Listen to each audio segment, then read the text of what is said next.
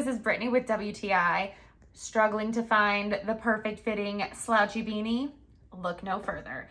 Okay, so I struggled so much with that myself because I do have a large head and a lot of hair on top of that. So it's very difficult to find a beanie that's actually nice and slouchy, the right warmth, it's not too hot because I also overheat. It's a whole situation.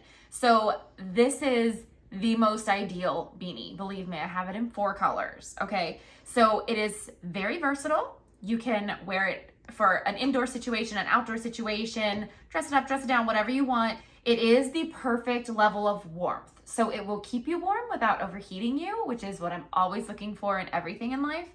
And it also fits so well. It's very comfortable. It never irritates my head. It never itches, none of that. And you can wear it at least 3 different ways that I have worn it. One is by doing it like a nice little slouchy beanie. Another, you can fold it up and pull it down more like just a normal hat. You can also wear it a little bit further back on your head if you prefer that. Have some hair down in the front to look a little fancier, whatever you desire. But like I said, it's incredibly comfortable, so versatile, perfect warmth. I'm pretty sure I found the most ideal beanie, but you tell me, because that's my point of view.